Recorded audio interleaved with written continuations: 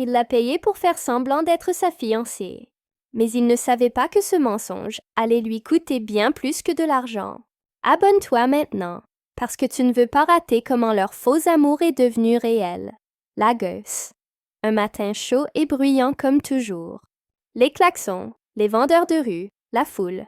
Amara descendait du bus fatiguée, son sac usé sur l'épaule. Elle venait encore de passer un entretien sans réponse. Diplômée d'économie depuis 1 an, elle enchaînait les petits boulots pour aider sa mère et ses 2 frères. Ce jour-là, elle entra dans un café chic de Victoria Island pour livrer des documents à une entreprise. C'est là qu'elle le vit, un homme élégant, costume parfaitement taillé, montre dorée au poignet, entouré de collaborateurs. Il s'appelait Toby Adwale, héritier d'un grand groupe immobilier de Lagos. Sa famille appartenait à l'élite du pays. Le hasard fit qu'Amara trébucha, renversant son café sur la chemise blanche de Toby. « Oh mon Dieu, je suis vraiment désolée !» s'exclama-t-elle. « Ce n'est rien, » répondit-il avec un sourire amusé. « Vous avez ruiné ma chemise, mais pas ma journée. » Ils rirent, et ce petit moment allait changer leur vie. 2 jours plus tard, Amara reçut un appel inattendu. « Mademoiselle Amara Okafor, ici Toby Adewale. J'ai une proposition à vous faire. » Intriguée, elle accepta de le rencontrer dans un restaurant. Il lui expliqua la situation. Sa mère, Madame Adewale, voulait absolument qu'il se marie avant la fin de l'année. Elle menaçait de lui retirer la direction de l'entreprise s'il refusait. « J'ai besoin d'une fausse fiancée pour calmer la tempête.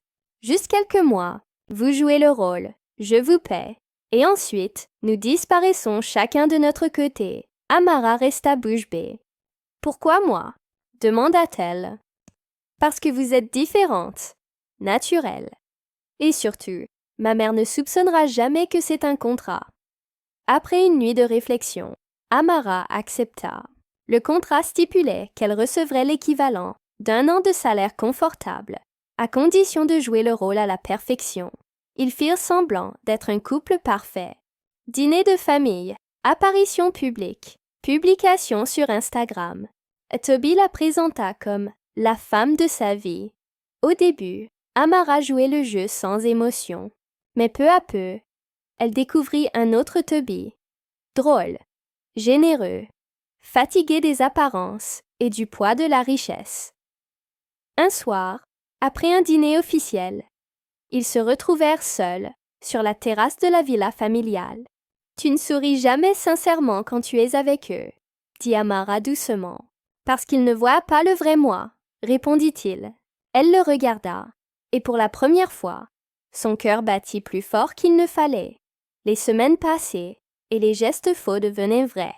Une main posée un peu trop longtemps, un regard prolongé, un rire partagé. Mais tout se compliqua quand la mère de Toby, Madame Adewale, décida d'organiser leurs fiançailles officielles. Amara paniqua. Ce n'était pas prévu. Toby, je ne peux pas continuer à mentir à ta mère comme ça. Je sais, répondit-il. Mais si je dis la vérité maintenant, elle me détruira. Et toi aussi. Le piège se refermait. Ils étaient là des prisonniers de leurs propres mensonges.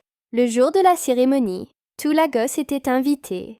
Les photographes, les journalistes, les partenaires d'affaires. Amara portait une robe rouge somptueuse, mais ses mains tremblaient.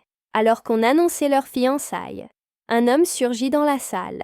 L'ex de Toby, Damilola, qui savait tout. « Ce mariage est un mensonge !» cria-t-elle. « Elle est payée pour jouer sa fiancée !» Un silence glaçant tomba. Les caméras filmaient. Les regards étaient braqués sur eux. Amara, en larmes, quitta la salle. Toby tenta de la rattraper, mais tout semblait perdu. Les jours suivants, les médias firent un scandale du « fake engagement ». L'entreprise Adewale perdit des contrats. La mère de Toby le renia publiquement, mais Toby ne supportait pas de la laisser partir.